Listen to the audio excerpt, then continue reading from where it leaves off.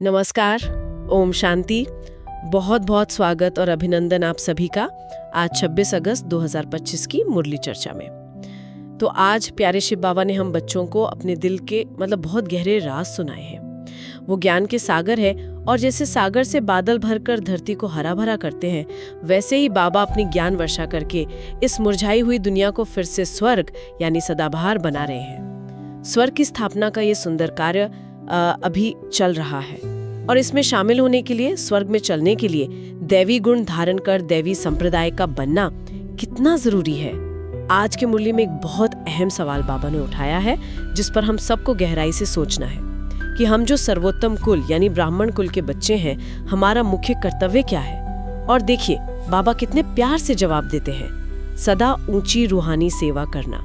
चाहे हम यहाँ मधुबन में बैठे हो या अपने लौकिक कार्य करते हुए चलते फिरते, हमारा लक्ष्य एक ही हो, खास भारत को और आम सारे विश्व को पावन बनाना, श्रीमत पर चलकर बाप के मददगार बनना। यही हम सर्वोत्तम ब्राह्मणों का सबसे श्रेष्ठ कर्तव्य है। सोचकर देखें, ये कितना बड़ा सौभाग्य है कि स्वयं भगवान हमें अपने विश्व परिवर्तन के कार्य में अपना साथी बनाते हैं। चलिए इसी प्यार भरी प्रेरणा पर और गहरे चलते हैं। बाबा हमें कितनी मीठे अंदाज में याद दिलाते हैं कि वो हमारे रूहानी पिता हैं, हम आत्माओं के सच्चे पिता। लौकिक पिता तो जिस्मानी होते हैं, है ना, एक जन्म का साथ निभाते हैं, पर हमारे पारलौकिक पिता तो जन्म जन्मांतर के साथ ही हैं। और ज्ञान का सागर, वो तो केवल एक शिव बाबा ही है। कभी कभी भ्रम हो जाता है, लेकिन बाबा स्पष्ट करते हैं, ज्ञान सागर ब्रह्मा बाबा नहीं बल्कि निराकार शिव बाबा है। ये सूक्ष्म भेद समझना बहुत महत्वपूर्ण है। और यहाँ एक और गहरी बात समझने की है। दुनिया जिसे ज्ञान समझती है, वेद, शास्त्र, ग्रंथ या भक्ति मार्ग की बातें, बाबा कहते हैं उससे वो ज्ञान वर्षा नहीं होती जिससे आत्मा तृप्त हो, दुनिया पावन बने। बिल्कुल। अगर उन शास्त्रों में सच्ची ज्ञान वर्षा होती तो भारत जो कभी सोने की चिड़िया था, आज ऐसे कंगाल और सूखा हुआ क्यों होता। बाबा का चित्र कितना स्पष्ट है। हाँ, एकदम।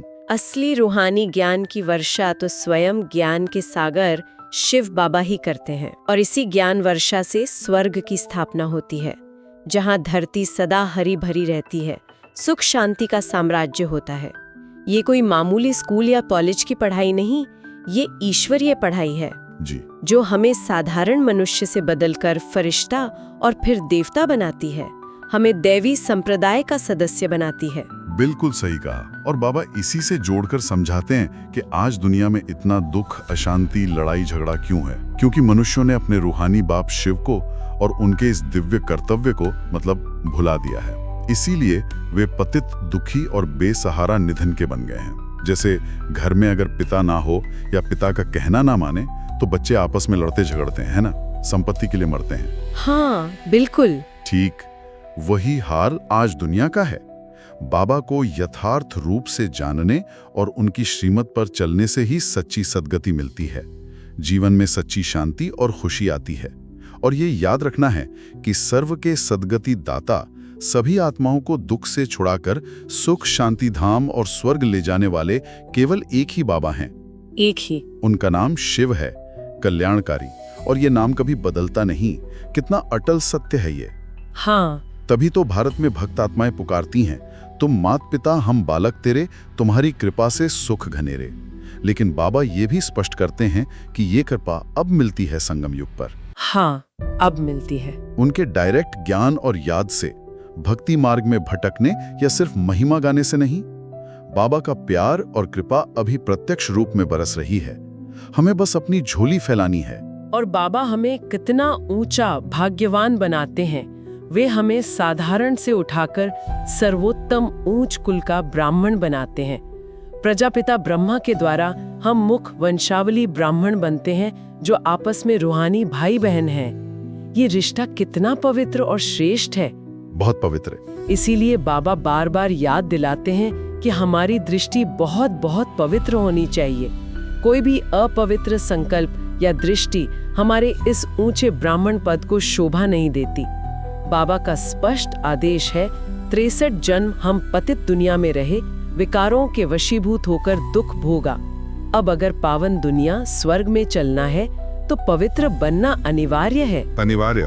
पावन बनने का दृढ़ संकल्प करना ही होगा, क्योंकि पतित अपवित्र आत्माएं उस नई दैवी दुनिया में प्रवेश कर ही नहीं सकती। नहीं जा सकती। इस दुख की दुनिया से छुड़ाकर अपने घर शांति धाम और सुख धाम ले चलो। बाबा अपने आने का रहस्य भी खोलते हैं। उनका जन्म हम मनुष्यों जैसा साधारण गर्भ से नहीं होता। हाँ, दिव्य जन। उनका जन्म दिव्य है, अलौकिक है। वे साधारण वृद्ध तन, जिसे ब्रह्मा कहते हैं, उसका आधार लेकर हम बच्चों से बात करते हैं। कितनी वंडरफुल बात है। परमात्मा स्वयं इस धरती पर आकर एक साधारण तन द्वारा हमें पढ़ा रहे हैं। हाँ, ये तो सोचने वाली बात है। आज के मनुष्यों को देखें तो उनमें आसुरी गुण, क्रोध, लोभ, मोह, अहंकार, ईर्ष्या कितने प्रबल हैं। जबकि सतयुग में जहाँ हम जाने वाले हैं, वहाँ मनुष्य दैवी गुणों से संपन्न देवता थे। यहाँ बाबा एक और महत्वपूर्ण अंतर बताते हैं। साधु संत आदि भले पवित्र जीवन जीने का प्रयास करते हैं, अपने इंद्रियों को संयम में रखते हैं। हाँ, कोशिश करते हैं, लेकिन वे हैं तो इसी पतित विकारी दुनिया में ही। वे मुक्ति या जीवन मुक्ति का रास्ता नहीं बता सकते। नहीं, वो नहीं दे सकते। हम बच्चे तो इस ईश्वरीय पढ़ाई से भविष्य की निर्विकारी दैवी दुनिया के मालिक बनने वाले हैं। इस बात का हमें कितना रूहानी नशा रहना चाहिए। बिल्कुल।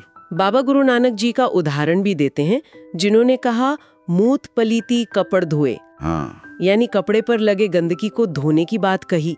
इसका गहरा अर्थ यही है कि वे भी उस एक परमपिता परमात्मा की महिमा कर रहे थे। सही है। जो आकर हम आत्मा रूपी मैले कपड़ों को ज्ञान और योग के साबुन से धोकर पावन बनाते हैं। हाँ, और बाबा का जो कार्य है वो दोहरा है, ये भी समझना जरूरी है। हाँ, दोहरा कार्य। एक तरफ वे एक आदि सनातन देवी देवता धर्म की यानी स्वर्ग की स्थापना कर रहे हैं। हाँ, और दूसरी तरफ बाकी जितने भी अनेक धर्म हैं, हाँ, जो द्वापर से शुरू हुए और मनुष्य को नीचे गिराते गए, हाँ, उन सबका विनाश भी निश्चित है। निश्चित है। ये पूरा चक्र ड्रामा में हूबहू नोंधा हुआ है, इसे कोई बदल नहीं सकता।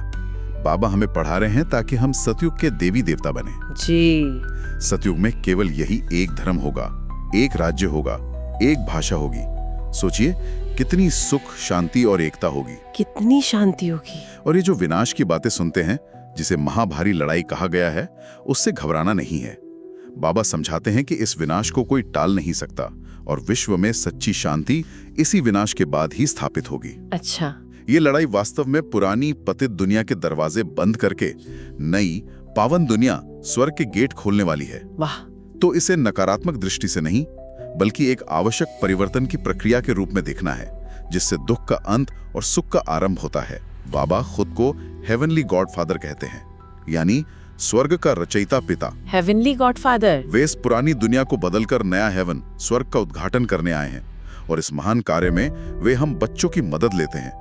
जरा सोचें। हाँ, ये तो बहुत बड़ी बात है। सर्वशक्तिमान बाप हमें साधारण बच्चों को अपना मददगार बनाते हैं। ये कितना बड़ा सम्मान है। इतनी सारी अरबों आत्माओं को पतित से पावन बनाने का कठिन कार्य केवल एक बाप ही कर सकते हैं। सिर्फ बाप ही कर सकते हैं। इसलिए हमारा कर्तव्य है कि हम घर घर जाकर हर आत्मा को ये संदेश दें। बाबा की युक्ति भी कितनी प्यारी है।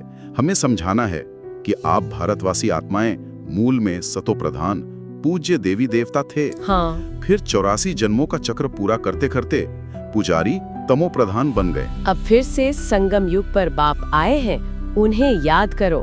मन मना भव, मन को मुझ एक बाप में लगाओ। मन मना भव। और फिर से पावन सतो प्रधान बन जाओ। शास्त्रों का भी मान रखना है, उन्हें झूठा नहीं कहना, लेकिन प्यार से युक्ति से समझाना है। युक्ति से कि भक्ति मार्ग की रात अब पूरी हो गई है और ज्ञान का सूर्य उदय हो चुका है।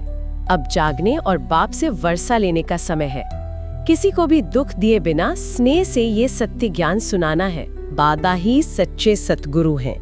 सत माना सत्य यानी परमात्मा, और गुरु माना रास्ता दिखाने वाला। बिल्कुल। तो सच्चा सतगुरु एक शिव बाबा ही है, जो हमें सतखंड यानी सतयुग का रास्ता दिखाते हैं और उसकी स्थापना करते हैं। बाकी सब है भक्ति मार्ग के गुरु। हाँ, वो रास्ते अनेक हैं। रावण यानी 5 विकार, वो झूठ खंड यानी कलयुग की स्थापना करने वाला है। दुनिया में अनेक गुरु मिल जाएंगे जो अलग अलग प्रकार की भक्ति या साधना सिखाते हैं, पर सतगुरु तो एक ही है, जो हमें सद्गति यानी मुक्ति और जीवन मुक्ति का वर्षा देते हैं। सिख धर्म में भी सतगुरु अकाल कहते हैं। अकाल मतलब जिसे काल यानी मृत्यु खा नहीं सकती। हाँ, अविनाशी। वो तो केवल एक निराकार अविनाशी शिव बाबा ही है। और बाबा हमें रास्ता भी कितना सहज बताते हैं, मनोमना भव। बहुत सहज। यानी मेरे में मन लगाओ, मुझे याद करो। जप साहिब को कभी यही अर्थ है कि एक साहिब यानी मालिक शिव बाबा को याद करो। ये कोई मुख से राम राम जपने की बात नहीं है। नहीं। बाबा इसे अजबा जाप कहते हैं, अर्थात बिना होठ हिलाए मन ही मन शांति से प्यार से एक बाप को याद करना। जी। इसी याद से हमारी आत्मा पावन बनेगी और हम शांति धाम अपने स्वीट होम जा सकेंगे। इस याद में कितनी शांति, कितनी शक्ति और कितना सुकून छिपा है। बिल्कुल।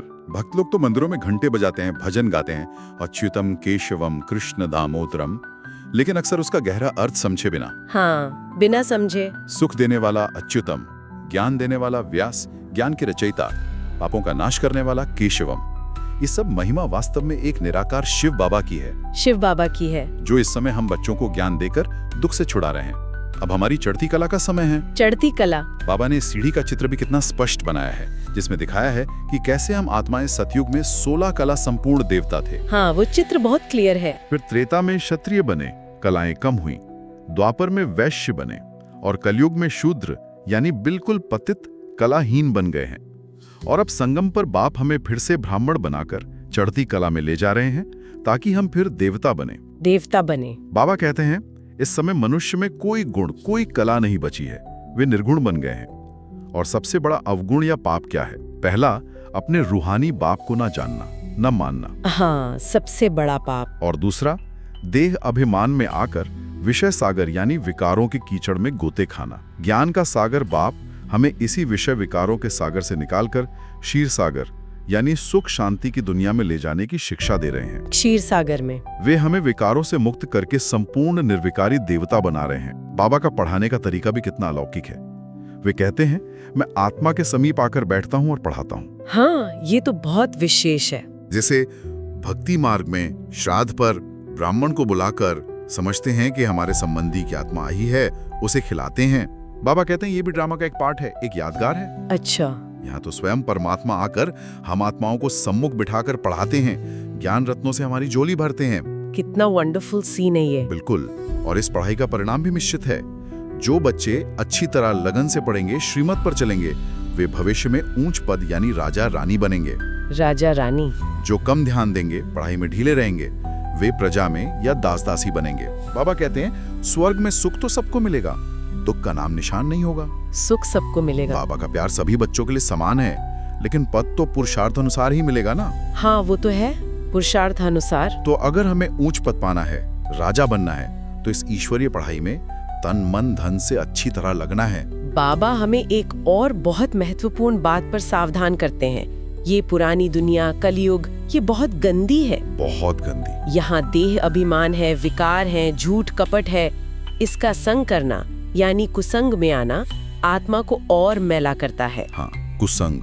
केवल एक सत का संग यानी सच्चे बाप शिव का संग और उनके सच्चे बच्चों ज्ञानी तू आत्माओं का संग ही हमें इस भव सागर से पार ले जा सकता है। एक सत का संग। इसीलिए बाबा की मत यानी श्रीमत पर चलना इतना जरूरी है। हर कदम पर बाबा से पूछकर उनकी राय लेकर चलना है। और जब हम ये जानते हैं कि स्वयं भगवान हमारा सबसे प्यारा बाप, दादा, शिक्षक, सद्गुरु हमें इस कांटों के जंगल से निकालकर फूलों के बगीचे स्वर्ग का मालिक बनाने आए हैं, स्वर्ग का मालिक, तो हमें कितनी अथाह खुशी होनी चाहिए। ये खुशी सदा कायम रहनी चाहिए। हाँ, नशे में रहना चाहिए। यही तो सच्ची गीता है जो स्वयं भगवान ने सुनाई है। बाबा कहते हैं ये ज्ञान फिर प्रायः लोप हो जाएगा। हाँ, फिर प्रालब्ध होगी। सतयुग त्रेता में इसकी जरूरत नहीं होगी। वहाँ केवल इस ज्ञान की प्रालब्ध यानी सुख भोगना होगा। बाबा हमें पुरुषोत्तम यानी पुरुषों में उत्तम, नर से नारायण और नारी से लक्ष्मी बना रहे हैं। पुरुषोत्तम। इस रूहानी नशे में हमें सदा रहना चाहिए। भक्ति मार्ग की कई रस्मों का रूहानी अर्थ भी बाबा स्पष्ट करते हैं। जैसे लोग अमरनाथ यात्रा पर जाते हैं, समझते हैं शंकर ने पार्वती को कथा सुनाई। हाँ, ये मानते हैं। या बर्फ का लिंग बनाकर उसे पूजते हैं। बाबा समझाते हैं शंकर तो सूक्ष्म वतनवासी देवता है, ब्रह्मा विष्णु के साथ देवता हैं, परमात्मा नहीं। वे परमात्मा नहीं है। उन्हें स्थूल में पार्वती को ज्ञान देते दिखाना या बर्फ का लिंग बनाकर पूजना, ये सब भक्ति मार्ग की मनुष्यों की बनाई हुई भ्रांतियां हैं, अज्ञानता है। भ्रांतियां हैं। बाबा कहते हैं लोग इतना समझाने पर भी समझते नहीं। कितना धैर्य है बाबा में, बहुत धैर्य। वे हमें निर्देश देते हैं कि प्रदर्शनी आदि में बड़े अक्षरों में लिखना चाहिए कि इस महाविनाश की लड़ाई के पहले बाप आकर स्वर्ग का उद्घाटन कर रहे हैं और विनाश के बाद स्वर्ग के द्वार सभी पावन आत्माओं के लिए खुल जाएंगे। बिल्कुल क्लियर लिखना चाहिए। कितना क्लियर मैसेज है। और एक बहुत महत्वपूर्ण बात जो बाबा बार बार स्पष्ट करते हैं वो ये कि वो कल्प कल्प के संगम युग पर, जब पुरानी दुनिया खत्म होती है और नई दुनिया शुरू होती है, केवल तभी आते हैं। सिर्फ संगम पर? वे युगे युगे यानी हर युग में नहीं आते जैसा लोग समझते हैं। ये बहुत बड़ा अंतर है, इसे गहराई से समझना है। हाँ, ये बहुत जरूरी है इसे समझना। वे संगम पर आकर हमें ज्ञान और योग से पुण्य आत्मा बनाते हैं, जबकि द्वापर से रावण विकार हमें पाप आत्मा बनाता है। बाबा ही इस पुरानी पतित दुनिया को बदलकर नई पावन दुनिया बनाते हैं। नई दुनिया। इन बातों को सिर्फ सुनना नहीं है, बल्कि बहुत गहराई से मनन करके अपने जीवन में धारण करना है। बाबा का इस संगम युग पर आना ही हम बच्चों के सोए हुए भाग्य का खुलना है। वाह, तो आज बाबा ने हम बच्चों को कितना अमूल्य ज्ञान दिया। वे स्वयं ज्ञान के सागर हैं और उन्होंने अपनी मीठी ज्ञान वर्षा से स्वर्ग की स्थापना का कितना सुंदर, कितना गहरा रहस्य समझाया। जी। साथ ही हमें उस स्वर्ग का मालिक बनने के लिए पवित्रता के व्रत और श्रीमत पर चलने की कितनी प्यार भरी प्रेरणा दी। बाबा का हर शब्द जैसे मोती है जो प्रेम, कल्याण और अनंत सुख से भरा हुआ है। जी हाँ, आज की मुरली से धारणा के लिए जो मुख्य सार निकलता है वो यही है कि हमें बाप समान मास्टर ज्ञान सागर, मास्टर पतित पावन टीचर बनना है। बड़ी युक्ति से, बहुत प्यार और धैर्य से हर आत्मा को इस झूठ खंड की नींद से जगाकर सच खंड में चलने लायक बनाना है। युक्ति से, प्यार से। और दूसरा, ये दुनिया और ये देह भान का संग एक कुसंग है, इससे अपनी बुद्धि को किनारा करा लेना है। केवल एक सत बाप का और सत्संग का ही आधार लेना है। सत का संग और ऊंच पद पाने के लिए इस ईश्वरीय पढ़ाई में अच्छी तरह लग जाना है। केवल एक बाप की सच्ची मत पर चलना है, बाकी अनेक प्रकार की मनुष्य मतों को छोड़ देना है। आज का वरदान भी बहुत शक्तिशाली है। अपना सब कुछ, मन, तन, धन, समय, संकल्प, सब कुछ सेवा में अर्पित करने वाले गुप्त दानी पुण्य आत्मा भव। गुप्त दानी। जैसे भक्ति मार्ग में भी जो गुप्त दान करते हैं उनका महत्व ज्यादा होता है। वे दिल से संकल्प करते हैं कि यह सर्व के भले प्रति हो। ठीक वैसे ही हमारा हर संकल्प, हर कर्म निस्वार्थ भाव से विश्व सेवा में अर्पित हो। निस्वार्थ भाव से। उसमें अपने मान, शान या किसी प्राप्ति की कामना छिपी हुई न हो। सच्ची सेवा वही है जो कभी किसी के लिए विघ्न रूप न बने। तो अपना मेरापन छोड़कर गुप्त और सच्चे सेवाधारी बनकर विश्व कल्याण के कार्य में निमित्त बनते चलो। और आज का स्लोगन भी कितना प्रैक्टिकल है। हर बात प्रभु अर्पण कर दो तो आने वाली मुश्किलातें सहज अनुभव होंगी। वाह, बोझ हल्का करने का कितना सहज तरीका बाबा ने बता दिया। सब कुछ बापा वाले। बिल्कुल। और आज का अव्यक्त इशारा भी हमें परमात्मा प्यार में गहरा ले जाता है। सहज योगी बनना है तो परमात्मा प्यार के अनुभवी बनो। विशेषकर आदिकाल यानी अमृत वेले अपने दिल में परमात्मा प्यार को, परमात्मा शक्तियों को, परमात्मा ज्ञान को भरपूर रूप से धारण कर लो। अमृत वेले। अगर हमारा दिल बाप के प्यार से, शक्तियों से और ज्ञान से फुल होगा तो फिर बुद्धि कहीं और किसी भी देहधारी या अल्पकाल की वस्तु की तरफ लगाव में जा ही नहीं सकती। कहीं नहीं जाएगी। बाप से सच्चा प्यार होने की निशानी ही है उनके समान बनना, संपूर्ण पवित्र कर्मातीत बनना। फिर कर्म करते हुए भी करावनहार बाप करा रहा है। इस स्मृति से कर्म करो, कराओ। करावनहार। कभी भी अपने मन, बुद्धि या पुराने संस्कारों के वश होकर कोई कर्म ना करो। यही है सच्ची रूहानी स्वतंत्रता और सहयोग की स्थिति। नई दशा और भरपूर उमंग उत्साह से भर देते हैं।